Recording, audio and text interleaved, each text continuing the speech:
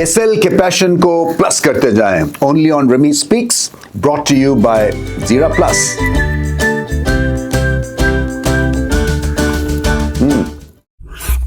Multan Sultans अपने घर में खेल रहे थे, सो फैंस भी थे और एक तरह से कॉन्फिडेंस आता है जब आप घर की एनवायरनमेंट में खेल रहे होते हैं।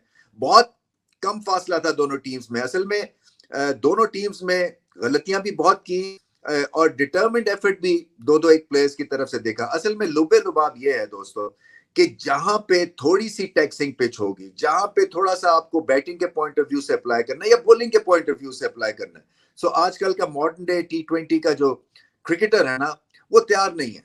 वो इतना ज्यादा मूडी है और इतना ज्यादा वो उसकी जिसको कहते हैं ना कि आदतें खराब हो चुकी हैं अच्छी बैटिंग स्ट्रिप्स पे खेल खेल के, कि कोई नहीं हार्ड वर्क करने को तैयार, ऐसा महसूस होता है। और ये जो मुल्तान की पिच है ये ऐसी रहेगी। ये जो है ये 200 सवा 200 की पिच नहीं है। यहाँ पे गेंद रुकता भी है, फंसता भी है, बाउंस भी होता है, वेरिएशन है। और यहाँ पे अगर आप अपने आप को अप्लाई नहीं करेंगे तो फिर जिसको कहते हैं ना कि मुंह की खाएंगे। बट ओवरऑल अच्छा इंटरेस्टिंग मैच हो गया और आखिरी ओवर तक ले गया ये मामला इस्लामाबाद यूनाइटेड वाले।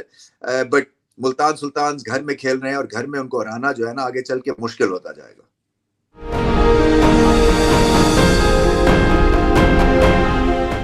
जीरा plus moment of the match मेरे हिसाब से रीजा हेंड्रिक्स। देखे ऑफ लेट बड़ी अच्छी फॉर्म है और सबसे अच्छी इनकी बात यह है कि बड़ी जल्दी से एक फॉरेन कंडीशंस में आके और अपने आप को ये अडेप्ट कर रहे हैं। बहुत मुश्किल होता है साउथ अफ्रीकन पिचेस से और मुल्तान की पिच पे आना और फिर अपनी फॉर्म दिखाना और स्पिन के खिलाफ खेलना। और शादाब के खिलाफ जो वो उन्होंने बैटिंग की है वो असल में टर्निंग पॉइंट था, वो क्लिंचर था, क्योंकि वहां पे शादाब अगर अच्छा ओवर कर जाते तो शायद इस्लामाबाद यूनाइटेड ये मुकाबला भी जीत जाते। मगर बहुत अच्छी बैटिंग की, कंट्रोल भी था, एग्रेशन भी था, टेम्परामेंटली स्ट्रॉन्ग इनिंग्स थी। और अगर ये ना स्कोर करते कहीं वहां पे जाके मिडिल ऑर्डर में तो ये मैच हाथ से निकल गया था मुल्तान सुल्तान्स के। सो बहुत बड़ी इनिंग्स खेल गए हैं और बहुत तसल्ली के साथ और बहुत अच्छी फॉर्म दिखा रहे हैं जो कि मुल्तान सुल्तान्स के लिए आगे चल के हेल्पफुल होगी।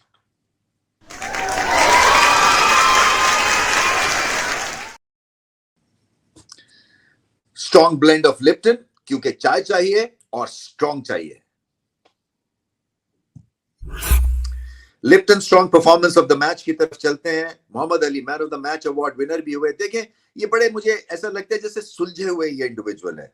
जब ये बात भी करते हैं तो ऐसा लगता है कि एक तरीके के साथ इनको पता है, कोई प्रोसेस है, उसके तहत जो है एक स्ट्रेटजी बनाते हैं और बताते हैं कि किस तरह से उन्होंने अच्छी परफॉर्मेंस की है। और आई थिंक ग्राउंडेड है, उनको रियलिटी चेक है और गैलरी के लिए ज्यादा नहीं खेलते। आजकल असल में प्रॉब्लम ये भी हो रही है कि कुछ जो हमारे बॉलर्स खास तौर पे है, फास्ट बॉलर्स ले लें या स्पिनर्स ले लें, वो गैलरी के लिए ज्यादा खेलते हैं। वो एक विकेट लेके या 2 विकेट्स लेके और तब तक मामला हाथ से निकल भी गया होता है, मगर उन्होंने आगे अपनी सेलिब्रेशंस दिखानी है, उन्होंने ये बताना है कि वो पोस्टर बॉय हैं। मगर ये मोहम्मद अली काम कर रहे हैं और इस तरह के जो इंडिविजुअल है उनको और ज्यादा सराहना चाहिए, क्योंकि इनको पता है कि इनका काम है विकेट्स लेना, इनका काम है टीम को जताना। सो एक तो इनको बहुत बड़ा प्लस पॉइंट यहाँ पे मिलता है कि ये फास्ट बॉलर के होते हुए भी धीमा इनका लहजा है, धीमा अंदाज है और अपना काम कर रहे हैं। और बहुत अच्छी बात यह है कि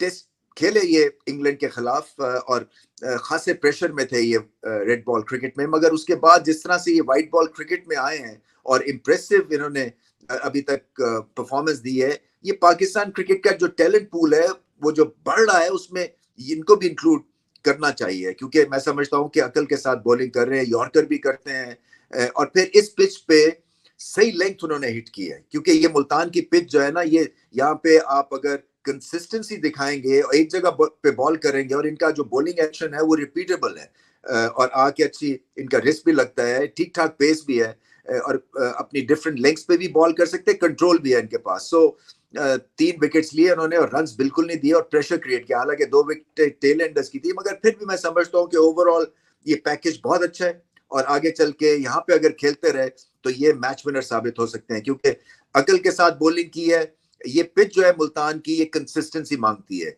ये ज्यादा एक्सपेरिमेंट नहीं मांगती है। यहाँ पे गेंद ज्यादा सीम और स्विंग नहीं होगा, कटर्स हैं आपके, स्लोअर बॉल्स हैं, लेंथ को हिट करना है और कभी कभार बाउंसर भी कर सकते हैं, क्योंकि बाउंस है इस पिच पे, स्लो बाउंसर होगा मगर वो भी एक वैल्यूएबल एसेट है up your sleeve. But Mohammad Ali की बहुत अच्छी परफॉर्मेंस और रिचली डिजर्व करते हैं man of the match award.